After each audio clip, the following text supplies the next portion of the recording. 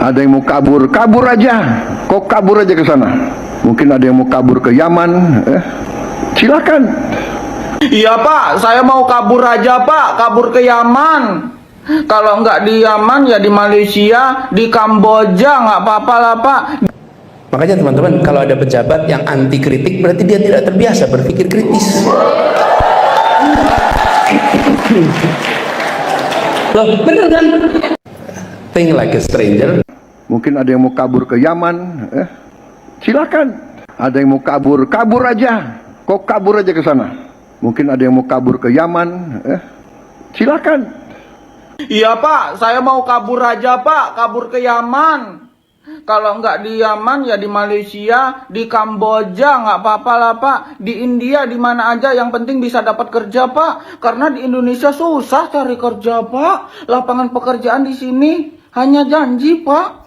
Bapak lo janji 19 juta lapangan pekerjaan tapi nggak ada, nggak terwujud. Ya udahlah, kami kabur aja Pak. Contohin Pak cara kabur gimana Pak? Karena Pak Presiden kan pernah kabur dulu kemana itu? Yordania ya Pak ya. Gimana caranya kabur Pak? Ajarin dong rakyatnya caranya kabur Pak. Pak ini saya nggak ada modal tuh Pak, mau jadi TKI Pak. Duitnya nggak ada tuh, karena kan nggak kerja udah lama nganggur Pak. Gimana caranya kabur Pak? Baru kali ini ada seorang presiden ngusir rakyatnya yang suka mengkritik pemerintah ya. Rakyat itu mengkritik, artinya ada yang salah dengan pemerintah. Kerjanya nggak benar, janjinya nggak ditepati, makanya dikritik. Makanya dibilang Indonesia gelap begitu loh Pak. Maksudnya Indonesia gelap itu masa depannya belum kelihatan, janji-janjinya belum diwujudkan gitu loh Pak. Kok baperan sih Pak? Nggak boleh lah seorang presiden bilang gitu, rakyatnya mau diusir segala, suruh minggat ke Yaman. Memang Pak Anies suruh ke Yaman. Ya udahlah Pak, aku berangkat dulu ya Pak ya. Mau merantau Pak. Dah. Tenang, mau nyumbang devisa ke Indonesia. Makanya teman-teman, kalau ada pejabat yang anti kritik, berarti dia tidak terbiasa berpikir kritis. Loh, bener kan? Think like a stranger, act like a native. Berpikirlah seperti orang asing, tapi berperilakulah seperti orang setempat. Okay? Berpikirlah seperti orang asing. Apa sih yang menarik dari orang asing itu? Orang asing itu bertanya yang tidak ditanyakan. Itulah orang asing. Tanya nih misalnya, kenapa ya motif songket begitu? Kamu bisa jawab nggak? Dari dulu begini Pak. Songket ya begini. Iya, saya tahu. Kenapa? Terus kita, aduh, saya nggak kepikir ya. Kenapa songket begini ya? Terus nih, Anindita pakai nih, motifnya batik apa songket nih? Batik. Batik. Kenapa ya motif batik begitu? Terus kita, aduh, kenapa ya? Aku tanya lebih jauh lagi. Batik kenapa ya warnanya kok coklat sama hitam ya? Kenapa ya kalau di Pekalongan kok warnanya merah kuning gitu ya?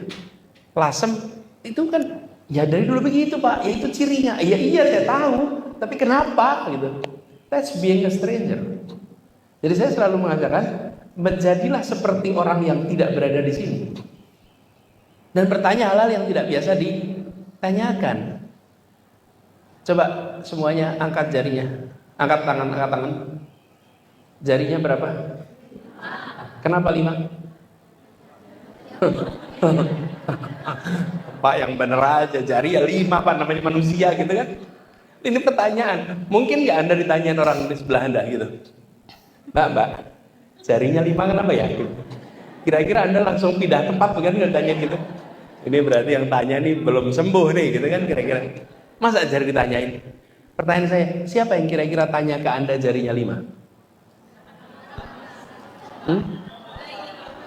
Coba? Anies. Ya, selain Anies lah. Hah?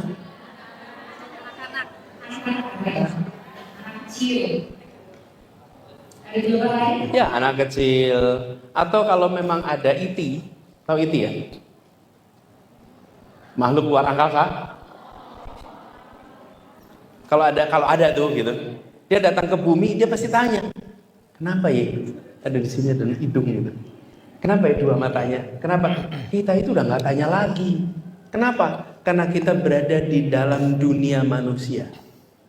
Di dalam dunia manusia, ya namanya manusia pasti jarinya 5, matanya 2. Itulah umumnya. Karena itu kita bertanya lagi. Nah, seringkali kita itu terlalu dalam hidup dalam diri kita sendiri, dalam lingkungan kita, sampai kita menerima apapun yang ada tanpa pernah mempertanyakan. Akhirnya nggak punya jawaban. Kenapa songket begitu? Ya dari dulu, Pak. Kenapa batik begitu? Ya dari dulu. Nah, efek dari tidak bertanya itu, kemudian kita tanpa sadar menerima, tanpa sadar tidak menumbuhkan kemampuan berpikir kritis. Jadi untuk tumbuh kemampuan berpikir kritis, tarik diri Anda sedikit keluar dari apapun dunia itu. Nah, ini pengalaman saya selama ini. Saya selalu mencoba selalu bertanya dengan itu. Why? Kenapa? Why? Everything. Why? Dan saya memimpin kalau di organisasi bukan dengan instruksi tahap mulainya, tapi dengan pertanyaan. Why? Nah, dengan begitu, teman-teman, kita bisa menumbuhkan kemampuan berpikir kritis. Dan ini terkait IM nih. Ini pengalaman zaman dulu ketika rekrutmen IM. Itu kalau rekrutmen suka ada yang begini, Pak, saya tertarik ikut Indonesia Mengajar, Pak. Syaratnya apa? Oh, jawab saya, Anda nggak usah daftar. Kalau tanyanya syaratnya apa? Karena syarat itu bisa dibaca di website. Kalau Anda ketemu saya dan tanya syaratnya apa, nggak usah ikut. Kami butuhnya orangnya begini, Pak, kenapa syaratnya di bawah umur 25? Pak, kenapa syaratnya belum menikah? Oke? Itu adalah pertanyaan yang menimbulkan percakapan. Tapi kalau pertanyaan yang tadi menimbulkan percakapan nggak? Enggak. Pertanyaan 1, 2, 3, lihat di website aja. Ada semua. Nah, teman-teman, memancing pertanyaan-pertanyaan yang menumbuhkan percakapan, yang menumbuhkan kemauan untuk membandingkan, itulah yang kita butuhkan. Waktu saya masih SMA menuju kuliah, saya ini diberi oleh paman saya sebuah buku yang sangat berkesan. Saya nggak tahu buku itu masih ada apa tidak, tapi buku lama, namanya Breakthrough Thinking. Anandita cek coba di Google, masih ada nggak tuh buku itu? Namanya Breakthrough Thinking. Karena itu buku saya ingat sekali. Luar biasa, dalam beberapa waktu terakhir pernyataan dari Prabowo Subianto kembali menjadi sorotan publik. Ucapan yang berbunyi, kalau mau kabur, kabur aja, dengan cepat menyebar luas di media sosial dan memicu berbagai reaksi dari masyarakat. Potongan kalimat ini menjadi viral, diperbincangkan di berbagai platform dan menimbulkan perdebatan yang cukup panas. Bagi sebagian masyarakat, pernyataan tersebut terasa mengejutkan. Tidak sedikit yang menilai bahwa ucapan itu terdengar keras, bahkan cenderung tidak empatik. Dalam situasi di mana banyak orang sedang menghadapi tekanan ekonomi, ketidakpastian pekerjaan, serta kenaikan biaya hidup, kalimat itu dianggap kurang mencerminkan kepedulian terhadap kondisi rakyat. Reaksi pun bermunculan, mulai dari kritik tajam, sindiran, hingga ungkapan kekecewaan. Di sisi lain, ada pula kelompok yang mencoba melihat pernyataan tersebut dari sudut pandang berbeda. Mereka berpendapat bahwa ucapan itu tidak seharusnya dipahami secara harfiah. Dalam konteks tertentu, gaya komunikasi yang tegas sering digunakan oleh pemimpin untuk menunjukkan sikap percaya diri dan ketahanan dalam menghadapi tekanan. Menurut pandangan ini, kalimat tersebut lebih ditunjukkan pada pihak-pihak yang dinilai tidak memiliki komitmen atau terlalu pesimis terhadap kondisi bangsa. Namun disinilah letak persoalannya.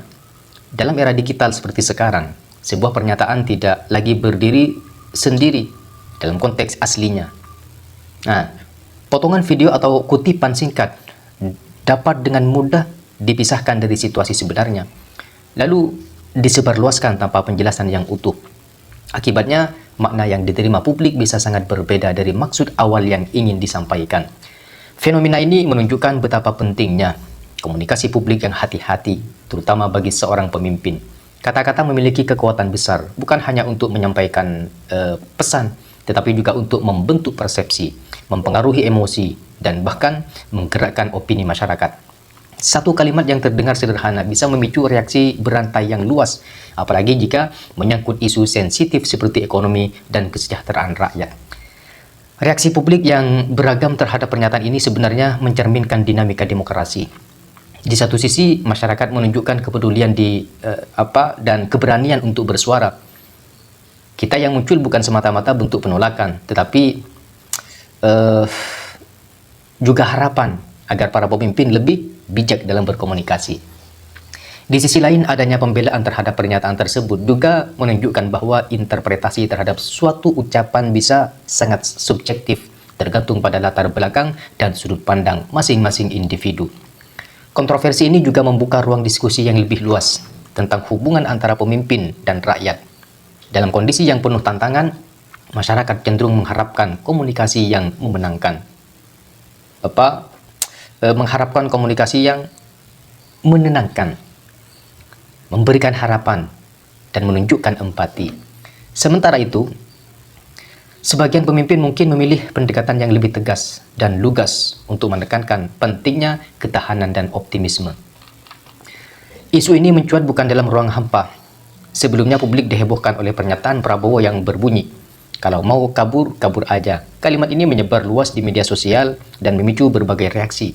Ada yang menganggapnya sebagai bentuk ketegasan, namun tidak sedikit pula yang menilai bahwa pernyataan tersebut terdengar keras dan kurang mencerminkan empati terhadap kondisi masyarakat. Di tengah situasi tersebut muncul pernyataan dari Anies yang menekankan bahwa seorang pemimpin harus siap menerima kritik.